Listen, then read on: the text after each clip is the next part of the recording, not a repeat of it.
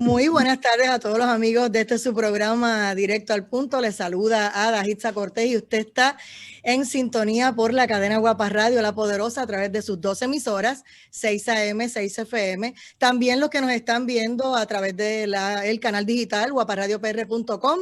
Bienvenidos igual los que están por la aplicación celular Guapa Radio y los que están ya entrando a el Facebook Live en la página Directo al Punto PR. Un placer y un saludo a Luis Lajara allá en los controles. Bueno, ustedes saben que hoy es viernes y hoy es el panel de Estadidad versus Independencia y ya mismito también vamos a tener el panel directo a la economía y nos acompaña Luis Roberto Piñeiro. Saludos. Muy buenas tardes, saludos a Daitza y muchas gracias por la oportunidad aquí una vez más en estas ondas radiales de Guapa Radio. Claro que sí, representando la independencia y también el licenciado Joel Salgado representando la estadidad. Bienvenido. Muy buenas tardes a todos los presentes, al doctor. Un placer estar aquí con usted y a la Hitza y a Guapa Radio por darnos una vez más la oportunidad. Claro que sí. Bueno, en estos días lo hemos discutido, pero quería escuchar a este panel hablando sobre la decisión del Tribunal Supremo validando el referéndum de noviembre 3. Así que comenzamos con el licenciado Joel Salgado. ¿Qué le pareció esa decisión?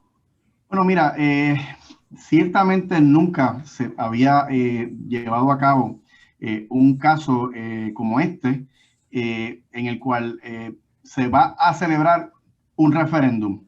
Generalmente en Puerto Rico se celebran plebiscitos que tienen 2 o más alternativas y este siendo el primer referéndum, que es algo bien compatible con lo que se celebró en los territorios que se convirtieron en estados, dicho asimismo por el Tribunal Supremo, pues creo que para mí fue sorprendente con la profundidad que el Tribunal Supremo abarcó el tema de lo que son los plebiscitos, los referéndums, de la validez del proceso que se va a llevar a cabo el 3 de noviembre, del interés público que tiene. Y obviamente me sorprendió mucho la base histórica del Supremo al fundamentar su determinación de que este referéndum es completamente válido, es compatible con los procesos llevados a cabo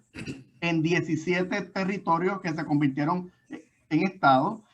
Y ciertamente yo creo que le da credibilidad y legitimidad a lo que el pueblo de Puerto Rico va a expresar el 3 de noviembre de si quiere que Puerto Rico se convierta en parte de los Estados Unidos, sí o no, como estado. Así que me pareció un documento histórico, creo que es una joya jurídica y política, y si a alguien le quedaba duda de que el referéndum es completamente válido y legítimo, el Tribunal Supremo se encargó de contestar todas las dudas y todas las preguntas con lujo de detalle. Así que ante la determinación, pues yo como estadista me siento muy satisfecho.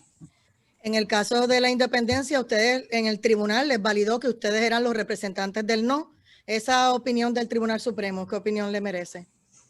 Bueno, déjame comenzar cómo llegamos hasta este punto, ¿verdad? Evidentemente, el Partido Independentista, desde que el proyecto se radica en el Capitolio, pues siempre estuvimos en contra de lo que era la ley de este proyecto.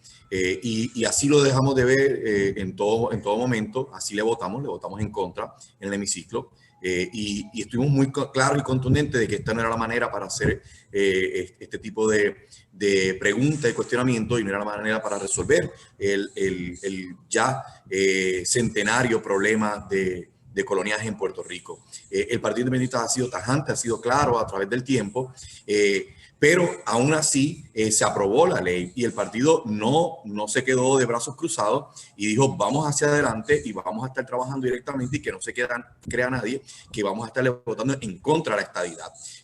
Ese fue nuestro planteamiento desde el inicio, lo hemos estado cumpliendo hasta ahora. Solicitamos ser el portavoz, el portaestandarte de ese voto en contra de la estadidad. Llenamos toda la documentación a tiempo, fuimos los primeros en llenarla, y no solamente eso, sino que hicimos todos los requisitos que se tenían que hacer.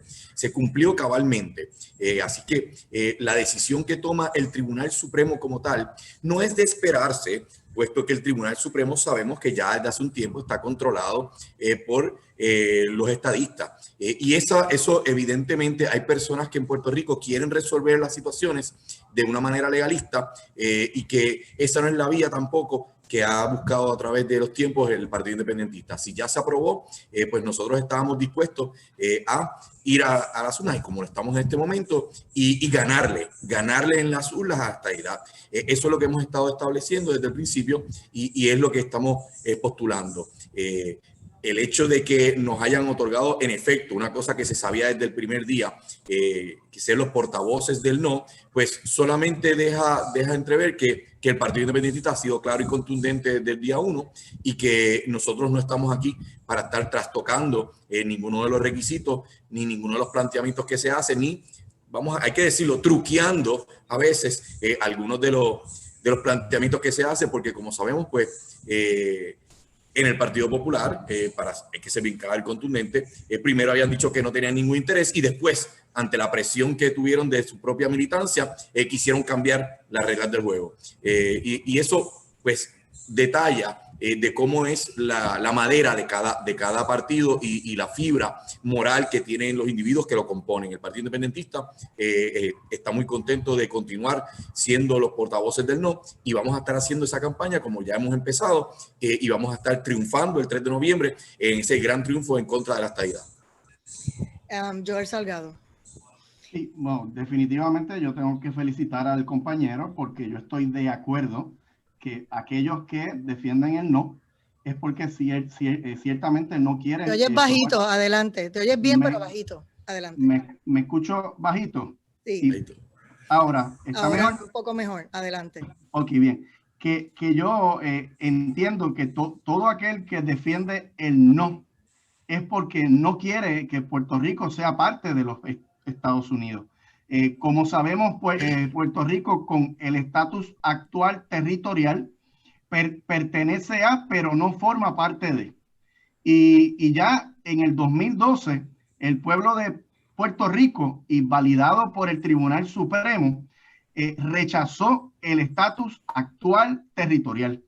Así que defender el no, habiendo el Tribunal Supremo validado el rechazo de la mayoría en el referéndum del 2012, el estatus territorial, lo único que le queda a Puerto Rico como alternativa es la estadidad o la independencia.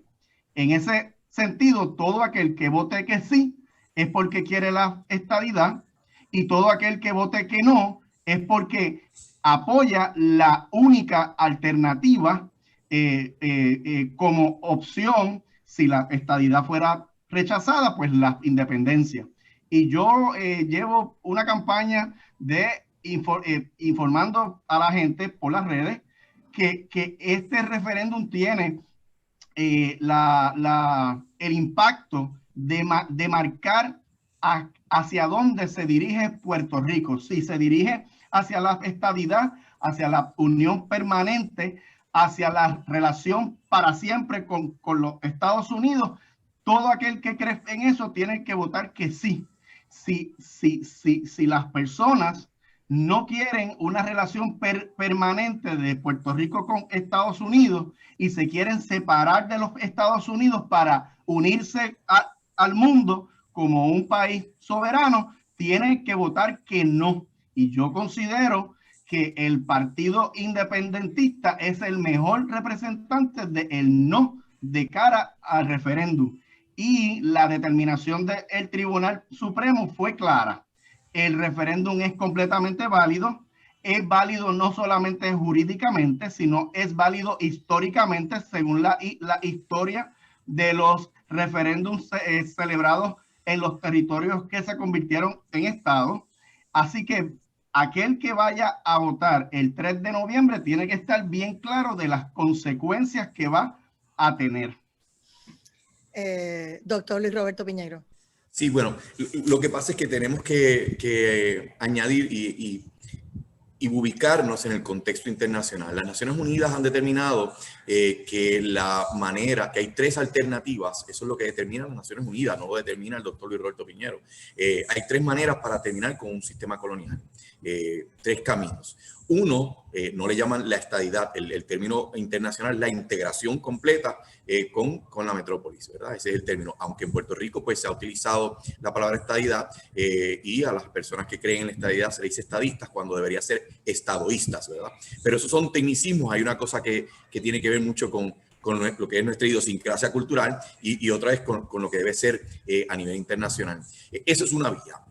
La otra que se ha mencionado y que está avalada por las Naciones Unidas es la libre asociación. Es un tipo de soberanía.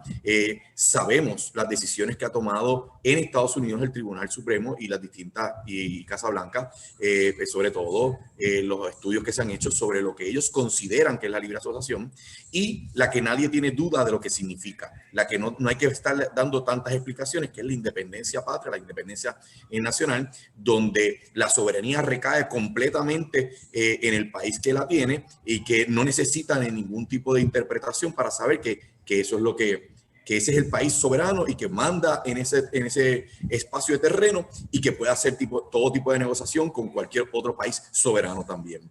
Hacia eso es que el Partido Independentista siempre ha estado promoviendo y eso es lo que estamos buscando. Nosotros entendemos que el mejor camino es hacia la independencia, es el camino del futuro, es el camino hacia el progreso, es la integración al mundo de tal manera que podamos negociar y comercializar y que podamos nosotros aquí tomar nuestras propias decisiones para el bien de los puertorriqueños y no para el bien de algunas personas que viven en Washington específicamente y que se lucran y se benefician por el sufrimiento de los puertorriqueños y las puertorriqueñas.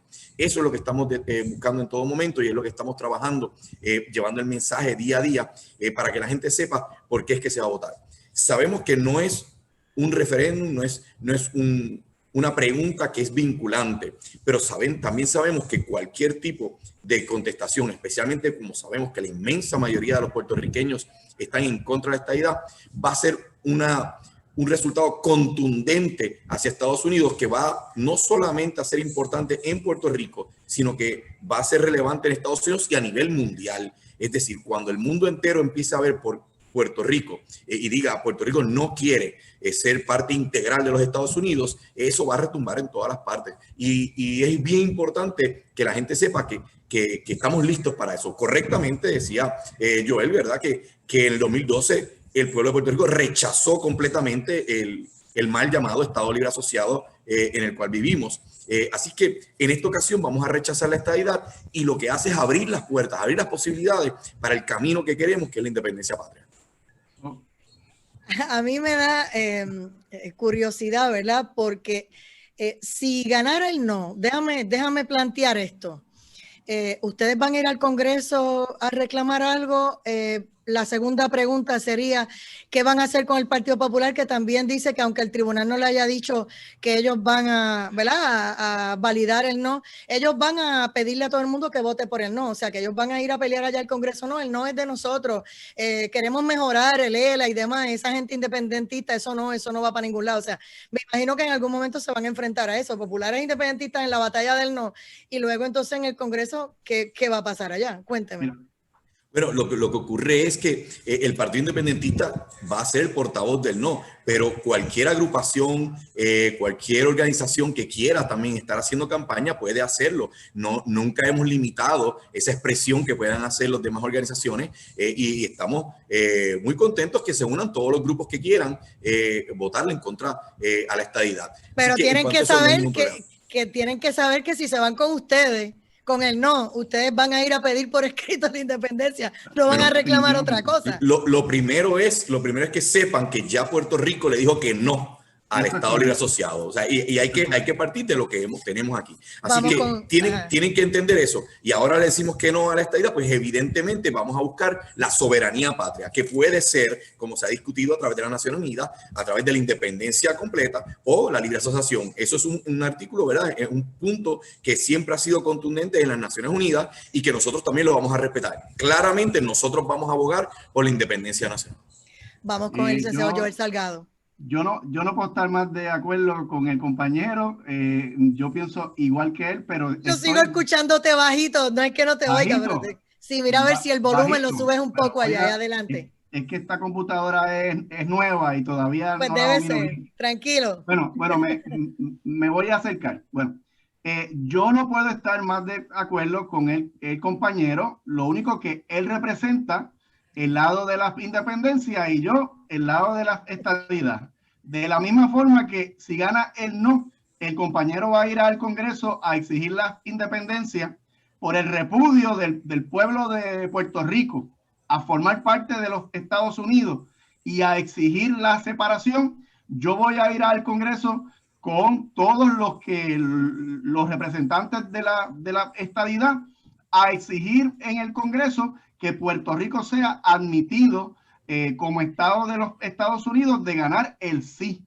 Así que el compañero y yo podemos estar de acuerdo de que la decisión, lo que ocurra el 3 de noviembre, ya sea para la independencia o ya sea para la estadidad, va a ser el comienzo de una nueva ruta para Puerto Rico. Ya básicamente el ELA fue rechazado y lo único que nos queda es si el pueblo de Puerto Rico rechaza la estadidad, no nos va a quedar más remedio que los representantes de la independencia irán al Congreso con el resultado y exigirán la independencia. Y yo como estadista le digo que igual de legítimo sería para mí exigir la estadidad cuando gane el sí, igual de legítimo va a ser la posición del compañero si ganara el no y exigiera la independencia. Así que yo creo que en términos básicos y en la esencia de la importancia del referéndum estamos de acuerdo. Lo único que obviamente yo represento la estadidad y el apoyo y él representa la independencia. Las únicas dos fórmulas descolonizadoras. Para algunos realmente es un show, una pantomima, esto solamente fue una estrategia del Partido No Progresista para llevar a su gente a votar, pero ustedes sí lo están tomando en serio y mucha gente que ha estado hablando desde el Congreso están diciendo que están esperando qué va a pasar el 3 de noviembre para ver por dónde se van a ir. Hay congresistas, algunos dicen igual que están buscando el voto de los latinos. ¿Realmente en Estados Unidos nos están tomando en serio este plebiscito? Mira, el Tribunal Supremo de Puerto Rico tocó unos puntos neurálgicos y dijo que ningún referéndum, estadidad sí o no, en la historia de los territorios, requirió nunca el aval del Congreso. Nunca, para que fuera válido, una expresión válida de la voluntad del pueblo, ningún referéndum en los 244 años de historia de los Estados Unidos obtuvo el aval del Congreso por una razón muy simple. La voluntad de un pueblo no puede estar sujeta a la voluntad del Congreso o del gobierno federal. Y por eso los territorios nunca necesitaron el aval para expresar cuál era su opción última en la descolonización del territorio. Lo mismo pasó con Filipinas. Lo único que Filipinas se independizó y apoyó la independencia. Y lo mismo pasó con 37 territorios. El Tribunal Supremo de Puerto Rico en su determinación dio como los ejemplos el referéndum de estadidad sí o no de Hawái en el 1940 y de Alaska en el 1946, que fueron referéndums y consultas compatibles con las que vamos a celebrar el 3 de noviembre, y ellos señalan que en su investigación descubrieron que el Congreso no tenía ningún interés por hacer a Hawái Estado y no tenían ningún interés por hacer a Alaska Estado, mas sin embargo, ese mismo Congreso, 19 años más tarde, en el caso de Hawái, validó la expresión libre de votar que sí con el 67%, y en el caso de Alaska, 13 años más tarde, el Congreso validó la expresión y el apoyo al sí a la estadidad de Alaska con el 58%, y eventualmente ese referéndum rindió el efecto esperado por los residentes de los territorios. Así que esa idea de que esto fue un referéndum del PNP para buscar votos, realmente no hace diferencia si esa fue la intención inicial, que yo no lo creo porque yo conozco a muchos PNP que formaron parte del proceso de esta ley y tienen un verdadero interés de que gane el sí y de ir al Congreso a exigir la estadidad. Así que, pero supongamos que el interés fue llevar votos PNP a las elecciones, eso no va a cambiar el resultado, que el Congreso, que no conoce lo que es el PNP, el PPD, el PIB, la política local, para el Congreso lo único que va a importar va a ser el resultado. El pueblo de Puerto Rico expresó que sí quiere ser parte de los Estados Unidos como Estado, o el pueblo de Puerto Rico rechazó ser parte de los Estados Unidos. Eso es lo que va a ver el Congreso, el resultado de el sí a la estadidad, a la unión permanente, o el no a la unión permanente, y esa decisión, sea en apoyo a la unión o en rechazo, va a tener resultados permanentes para Puerto Rico. Doctor Luis Roberto Piñero. Sí, cómo no. Bueno, hay muchos temas que están aquí, o subtemas, debo decir, que se están tocando, y voy a tratar de ir contestando cada uno de ellos. En primera instancia, nadie pone en tela de juicio que la razón verdadera por la cual se está haciendo esta pregunta, este referéndum, es precisamente para llevar a las huestes del Partido Nuevo Progresista a salir a votar.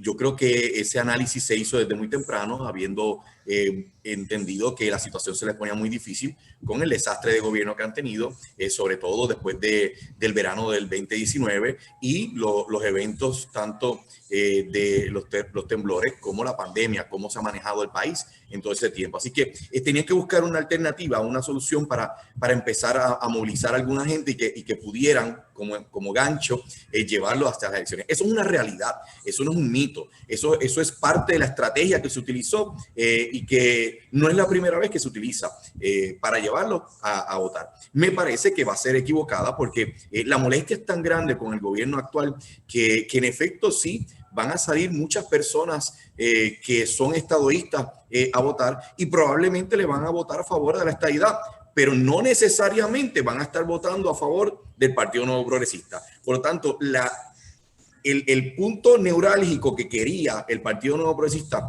como truco eleccionario no me parece que le va a funcionar de la manera que ellos lo habían estipulado. Habiendo dejado eso claro, hay que decir también que estamos asumiendo algunos de los contextos que no son del todo correctos. Me explico. La única ideología que es un derecho inalienable de todos los pueblos, sea Puerto Rico o cualquier nación que quiera ser independiente, es precisamente eso, la independencia. Es decir, la integración no es un derecho de ningún territorio ni de ningún pueblo. La continuación de la colonia tampoco es un derecho de ningún pueblo. Por lo tanto, los estadistas ya a través del tiempo han sabido que no importa cuál resultado tengan, ellos no definen, no importa los números, no importa el porcentaje, ellos no definen si van a ser parte integral de Estados Unidos, porque en última instancia esa decisión no la toman ellos, el pueblo no la toma el Congreso de los Estados Unidos. Y podemos teorizar aquí de que van a respetar la democracia o no la van a respetar, o que en la historia se ha hecho tal y tal cosa, pero la verdad es que la última palabra la tiene el Congreso de los Estados Unidos, porque es quien decide quién entra en el club privado que tienen. Cuando se añaden los estados 49 y 50 con Alaska y Hawái, realmente hubo un sinnúmero, no es tan simple como se estaba mencionando, hubo un sinnúmero de circunstancias muy específicas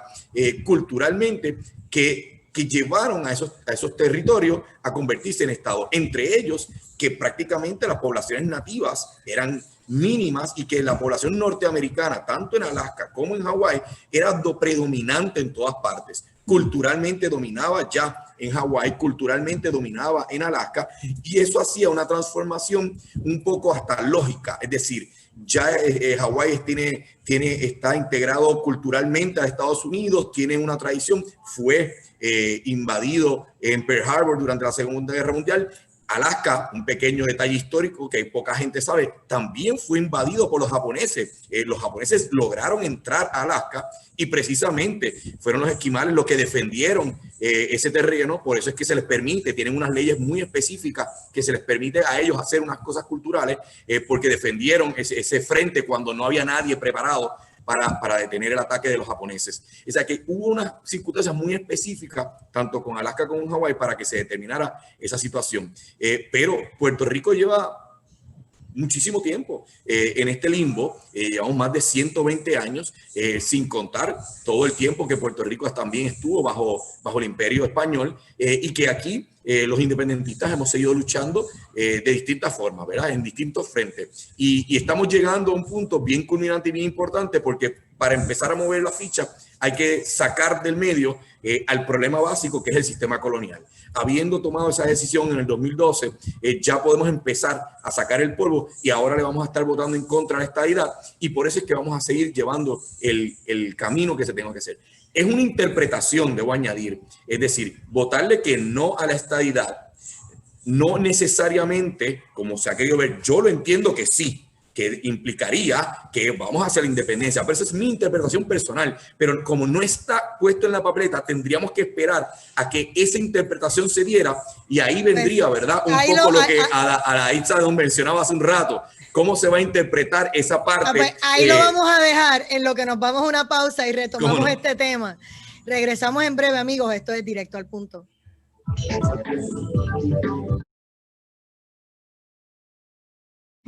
Y regresamos otra vez por aquí en el panel Estadidad versus Independencia en el programa Directo al Punto. Estamos con el doctor Luis Roberto Piñeiro y el licenciado Joel Salgado. Y en el momento de la pausa estaba el doctor explicando cómo se pueda interpretar allá en el Congreso todo esto, porque no lo dice específicamente en la ley.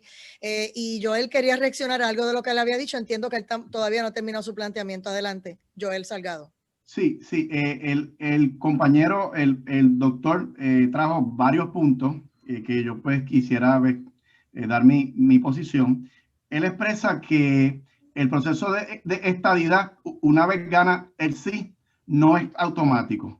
Hay que pasar por un proceso para que se logre. Y eso es muy cierto. La historia dice que así es. Una vez gana el sí, comienza un proceso del territorio a través de sus representantes en el Congreso. En este caso, históricamente lo ha hecho el comisionado residente, a comenzar un proceso de cabildeo y de presentación de proyectos de admisión en el pleno del Congreso. En el caso de Hawái, una vez ganó el sí en el 1940, presentaron 17 proyectos. Su comisionado residente, John A. Burns, presentó 17 proyectos de admisión y los 17 fueron rechazados. Así que con eso nos damos cuenta que la admisión no es automática. En el proyecto de ley número 18, en el 1959, el Congreso admitió a Hawái como estado. Así que en un periodo de 19 años se radicaron 18 proyectos para que finalmente se admitiera a Hawái. En el caso de Alaska fueron menos, fueron 5 proyectos de ley radicados por el comisionado residente de Alaska. El nombre de él se llama Bob Bartlett, y los 5 proyectos, después de la victoria del sí por la estadidad de Alaska con el 58%, los 5 proyectos de admisión que se presentaron, el Congreso los denegó y no admitió a Alaska como estado. En el proyecto número 6, en el 1958, después de 13 años y 6 proyectos, Alaska fue admitido como estado, validando y basando la determinación en el referéndum estadidad sí o no, celebrado en Alaska en el 1946. Así que definitivamente todo aquel que es estadista o todo aquel que le interesa la unión permanente de Puerto Rico con Estados Unidos debe de entender que después de la victoria de el sí, hay un proceso para que Puerto Rico pueda ser admitido, pero ese proceso no comienza hasta que se obtiene la victoria por el sí, con una mayoría clara y con una participación también significativa. El segundo punto que quiero tocar es lo que el doctor menciona de las circunstancias en las cuales Hawái se convirtió en un estado.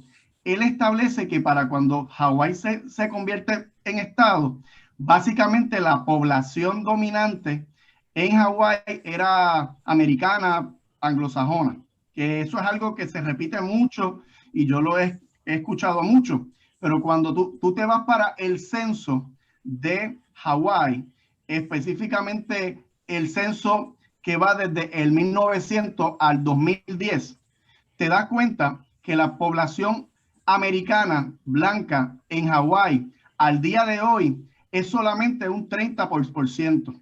El 70% de la población de Hawái son hawaianos nativos o asiáticos. Así que básicamente la población de Hawái es dominada por asiáticos, japoneses, chinos, filipinos, coreanos y una población significativa de hawaianos nativos. Tienen el 70%. Los asiáticos llevaban en Hawái desde mucho antes del 1898. Así que yo considero la población de asiáticos de Hawái como una población nativa por las generaciones y generaciones y cientos de años que ya llevaban allí. Así que si incluimos la población asiática y la población nativa hawaiana, obviamente son la mayoría con un 70%. Así que cuando vamos a hablar de la estadidad para Puerto Rico, yo entiendo que no es necesario que en Puerto Rico haya una mayoría de población americana o anglosajona para que eso ocurra. Y el mejor ejemplo es Hawái, pero también es Texas. En Texas el 56% de la población todavía son hispanos. Así que yo pienso que hay que ir al censo de Hawái, y si quiere el radioescucha que me oye puede ir a Google y escribir censo población de Hawái por raza o population by race y se dará cuenta que el 70% no son blancos anglosajones. Creo que en el momento de la pausa el doctor todavía estaba en el momento de decir cómo se puede interpretar esto y lo que decía la ley versus la interpretación. Correcto. Adelante. Pero evidentemente es lo que estaba planteando hace un rato, ¿verdad? Lo de la interpretación que se haría. Pero hay unos puntos que me están trayendo y que hay que discutirlos en base a lo que hemos escuchado en este momento. Mira, el censo, y tú utilizas el censo para saber cómo era la población de Hawái y cómo era la de Texas, inclusive mencionaron de hispanos. En el censo de Puerto Rico, aquí todos somos blancos según el censo de Puerto Rico. O sea que las personas contestan el censo dependiendo de lo que se consideren, pero uno busca los números y dice, adiós, pues en Puerto Rico la población negroide no existe o es mínima, porque aquí todo el mundo contesta que es blanco, pero sabemos que hay una realidad distinta. Así que no nos podemos dejar llevar solamente por unos números, unas estadísticas que evidentemente están influenciados por la manera en que algunas personas se autodenominan o se consideran.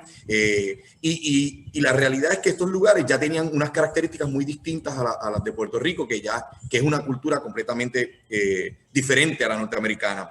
También dijiste el ejemplo del proceso que se dio a través de los años para Hawái y Alaska, que culminaron en el caso de Alaska y Hawái en la anexión total.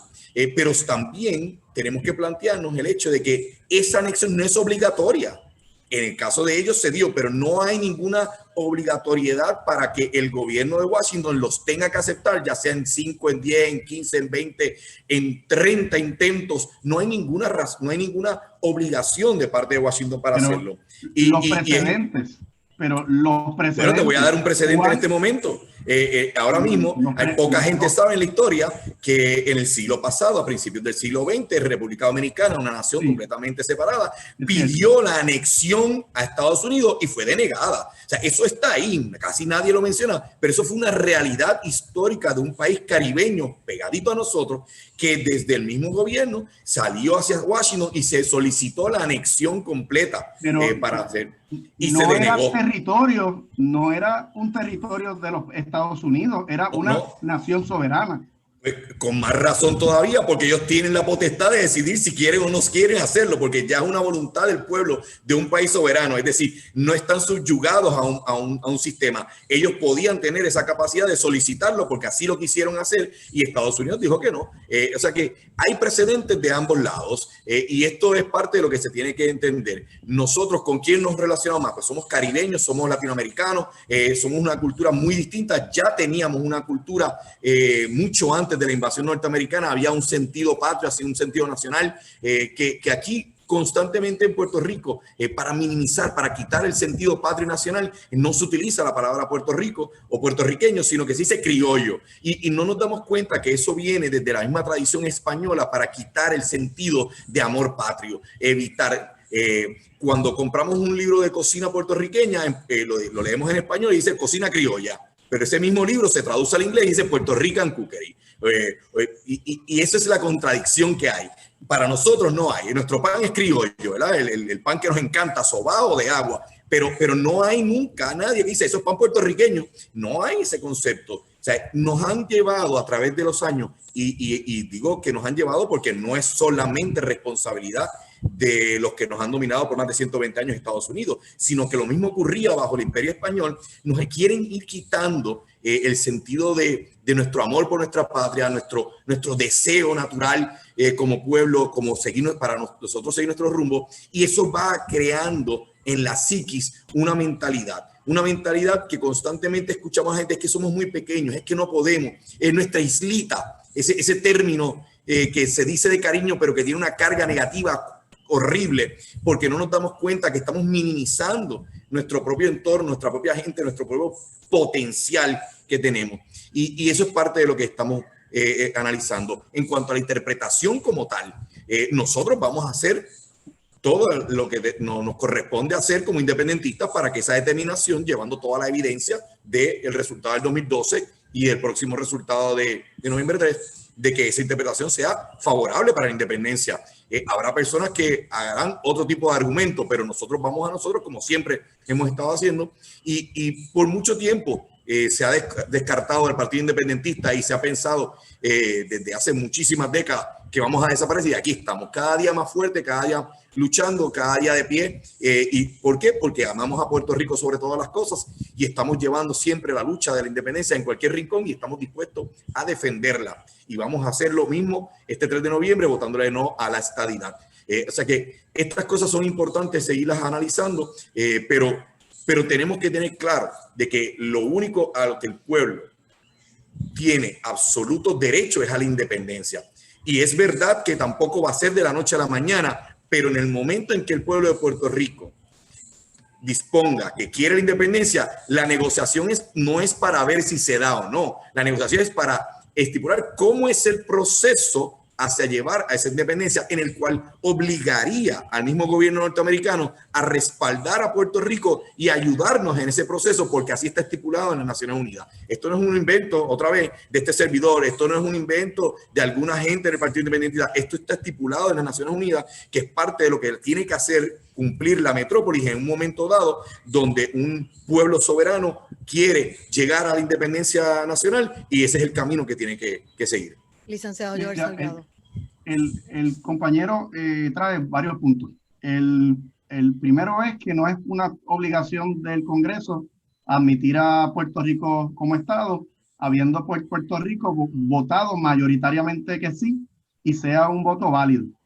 Pero yo le debo traer el precedente de que en el 100% de las veces que un territorio de los Estados Unidos ha votado que sí quiere ser parte de los Estados Unidos y quiere ser Estado, en el 100% de las veces el Congreso le ha dado la estadidad tarde o temprano. Se tarde 5 años, 10 años, 13, 19, si nos dejamos llevar por los presidentes de los territorios, el 100% de las veces el Congreso respeta y valida esa expresión de autodeterminación hacia la estabilidad de los residentes del territorio. Así que yo no tengo ninguna evidencia histórica para que me pruebe a mí que si Puerto Rico vota que sí, el 3 de noviembre, Puerto Rico no vaya a ser admitido. Como en el 100% de las veces han admitido, la evidencia me indica que sí van a admitir a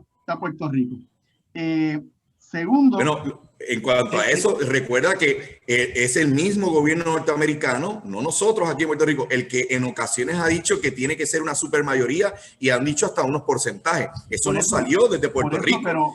Es decir, están poniendo trabas desde allá y hemos escuchado a Donald Trump, hemos escuchado a un sinnúmero de congresistas en contra, diciendo que no van a aceptar a Puerto Rico como un estado. Bueno, el mayor enemigo de la estadidad para Hawái se llamaba Lyndon B. Johnson cuando era presidente de la Cámara en el Congreso. Él dio un discurso y dijo que sobre su cadáver Hawái iba a ser estado.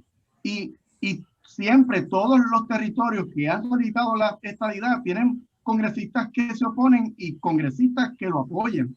Así que Puerto Rico no va a estar ajeno del debate de tener a congresistas a favor y congresistas en contra, porque si un congresista tan poderoso como Lyndon B. Johnson, que después, justamente después de Hawái hacerse estado en el 1959, Lyndon B. Johnson se convierte en presidente en el 1964. O sea, que si Hawái tenía enemigos para la estabilidad tan poderosos como Lyndon B. Johnson, Puerto Rico naturalmente va a tener enemigos de la estabilidad, como puede ser Donald Trump, Mitch McConnell, pero eso no evitó que Hawái se convirtiera en estado una vez se logró la victoria del sí. Así que el punto mío aquí es que ese camino hacia la estabilidad comienza con la victoria del sí, que van a haber congresistas que se oponen, presidentes que se oponen. Hawái los tuvo, Alaska también, y todos los otros 35 territorios tuvieron también enemigos. Nunca ningún territorio se convirtió en estado con el 100% de los votos, nunca. Así que habían congresistas a favor, habían congresistas en contra, pero lo importante, ¿sabes qué es? Que la estadidad solamente necesita el 51% de los votos del Congreso. Mi gente, el 50 más 1. Así que podemos tener el 49% de los congresistas en contra y todavía pues Puerto Rico se convierte en estado. El segundo punto que quería traer era la situación cultural. Obviamente el compañero trae que Puerto Rico va a dejar de ser puertorriqueño y con nuestra cultura boricua porque si nos convertimos en estado. Yo creo que hay que conocer un poco la historia de Estados Unidos en términos culturales para percatarse que en Estados Unidos no hay una sola cultura. Inclusive hay un libro que se llama American Nations, A History of 11 Rival Regional Culture in North America, por Colin Woodard. Ese historiador escribió un libro que describe las diferentes naciones dentro de los Estados Unidos. Culturalmente hablando son completamente diferentes y se llama American Nations. Yo me leí ese libro hace varios años y ahí es cuando te das cuenta que el residente de Texas, el tejano, es completamente diferente al residente de Nueva York. Tiene una cultura diferente, se ve a sí mismo como una población completamente distinta, con sus tradiciones, con su cultura y con su identidad, al que vive en Nueva York o al que vive en California. Y si Puerto Rico se hace estado, Puerto Rico va a ser otra nación cultural adicional dentro de las muchas que hay en Estados Unidos, que es un país multicultural, y eso es altamente discutido y conocido.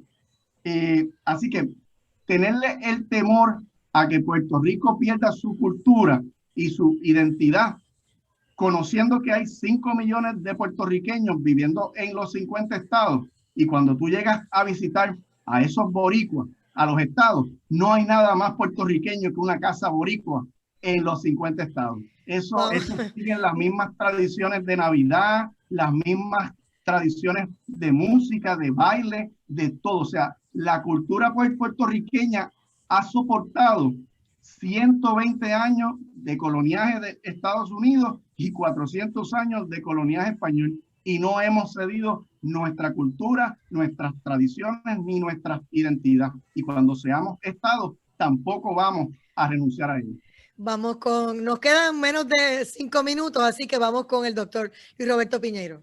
Sí, bueno, yo creo que hay que definir claramente qué es cultura y qué son regionalismo. Evidentemente hay unas culturas que van entrando en distintos pueblos a través de los siglos y que aun cuando mantienen unas tradiciones familiares o tradiciones que se van llevando a través del tiempo, pierden lo que es la esencia de ese pueblo. Y mencionas Texas, no mencionaste, pero lo voy a mencionar, California, Arizona, que son unos estados con unas altas poblaciones de hispanos que en esencia siguen catalogándose como hispanos, pero en cuanto a su diario vivir, no es una ensalada, como algunas personas querían decir que son las distintas culturas, sino que es el famoso melting pot. Todo el mundo tiene que unirse en un mismo sistema. Y hay que verlo. Cómo es que esos hispanos, los que vienen de diferentes áreas, los mismos asiáticos, llegan a Estados Unidos, y probablemente la primera y la segunda generación que están en Estados Unidos todavía mantienen unas raíces muy fuertes, pero ya la tercera generación ha perdido todo tipo de apego a su raíz, más allá de un recuerdo de abuelita o de abuelito. Y eso es lo que ha ocurrido a través de los años, y ha ocurrido a los puertorriqueños también, en menor instancia, precisamente porque en Puerto Rico vienen, visitan y pueden revivar toda esa esencia desde aquí. Pero la verdad es que lo que podemos observar que se ha vivido en distintas áreas, el mismo Luisiana, con esa influencia tan fuerte de influencia francesa, lo que uno ve es, más allá de una cocina muy regional, más allá de unas palabras, realmente nadie puede decir que son franceses en Luisiana, son norteamericanos igual que en otras partes, y han perdido todo lo que hubiesen sido ellos originalmente, y ahora mismo pues son norteamericanos más, con sus regionalismos muy locales, muy distintivos, desde la cocina sabrosa que tienen, desde el sonido de la música, desde todas las cosas que podemos conocer de un estado tan interesante, ¿verdad? Culturalmente hablando, partiendo del concepto que menciona, como lo es Luisiana. Y eso no es lo que queremos para Puerto Rico. Nosotros no queremos meramente quedarnos con una cuestión que sea de añoranza. Aquí nosotros somos puertorriqueños y hablamos en español y queremos seguir haciendo nuestras cosas en español, conociendo y aprendiendo, no digo yo el inglés, sino muchísimos otros idiomas, porque hay que abrazarnos al mundo y poder tener esa empatía mundial y empezar a trabajar y a negociar con distintas partes del mundo. En algunas escuelas ya hasta mandarín están dando, porque es un lenguaje que abre puertas en los comercios internacionales también, que ya no solamente en inglés. En un momento dado, recuerdo a principios de los 90 y finales de los 80, en muchos lugares también se propiciaba que se aprendiera japonés, y mucha gente llevaba eso porque era un lenguaje en aquel momento que era muy, muy favorable para los negocios. Y esas son las cosas que nosotros tenemos que ver, que nosotros queremos integrarnos al mundo, abrirnos, tener conocimientos, pero mantenernos a nosotros con la prioridad, que nuestra cultura se mantenga, que somos puertorriqueños siempre, que aquí no hay una disminución y que nosotros tenemos una sola bandera, que es la de todos los puertorriqueños. Habrá personas que también creen en la bandera americana, pero en Puerto Rico una sola bandera pertenece a todos y cada uno de los puertorriqueños, que es la bandera puertorriqueña. Y eso es lo más importante que tenemos que ver. Podemos utilizar el ejemplo de Texas, que ponen su bandera en distintos lugares, en distintas cosas, pero a la hora de los mameyes, la bandera que representa a los tejanos cuando están en competencias internacionales, cuando van a distintas cosas, es la bandera norteamericana. Es decir, allí no va a haber un equipo de Texas jugando en ningún otro lugar. O sea, no hay nadie que represente directamente a Texas, más allá de que las cosas locales en Texas, que ellos son muy orgullosos de su bandera. De la misma manera, hay otras áreas que son orgullosos de distintas costumbres que tienen, pero el puertorriqueño se caracteriza por una situación distinta. Nuestro amor a la patria, nuestro amor a nuestro terruño, nuestro deseo siempre de poner a Puerto Rico por encima de todas las cosas, no solamente ocurre entre los independentistas. Hay muchos amigos estadistas, hay muchos amigos colonialistas que lamentablemente no han llegado al camino de independencia por una presión a través del tiempo, porque les ha enseñado que no podemos hacerlo solos y que apenas ahora empiezan a ver las realidades del mundo y cómo es que podemos integrarnos al mundo. Esos todavía no han llegado al camino de la independencia, pero próximamente lo van a estar haciendo y se están abriendo ante ese proyecto de patria nueva que tiene Juan Dalmau y el Partido Independentista. Yo creo que la Constitución Federal no obliga a que los puertorriqueños tienen que dejar de ser Puerto Rico. Las decisiones del Supremo han sido claras. Los estados son soberanos, son estados soberanos. Lo que significa es que cada estado puede tener su propia cultura, la gente puede hablar el idioma que quiera, la Constitución no tiene un idioma oficial, así que la cultura puertorriqueña cabe dentro de la bandera americana, dentro del país de los Estados Unidos, y en vez de la cultura del continente conquistar a Puerto Rico, la cultura boricua conquistará al continente cuando se está. Mira, yo no abogo por los estados sureños, pero te puedo decir que estoy seguro que los estados confederados estarían totalmente en contra del planteamiento que tú acabas de hacer, ¿verdad? Porque son el vivo ejemplo de lo que no fue permitir, ¿verdad? La soberanía de cada estado. Y ahí hay un ejemplo importante. Muchas gracias, doctor Luis Roberto Piñeiro. El próximo viernes los espero otra vez a las 6 de la tarde. Gracias, licenciado Joel Salgado. Y amigos, hasta aquí el panel Estadidad versus Independencia, y esperamos ya el viernes que viene seguimos en esta dinámica. Claro, en breve vamos con el panel directo a la economía. Regresamos en breve. Esto es Directo al Punto. Linda noche para ambos. Gracias.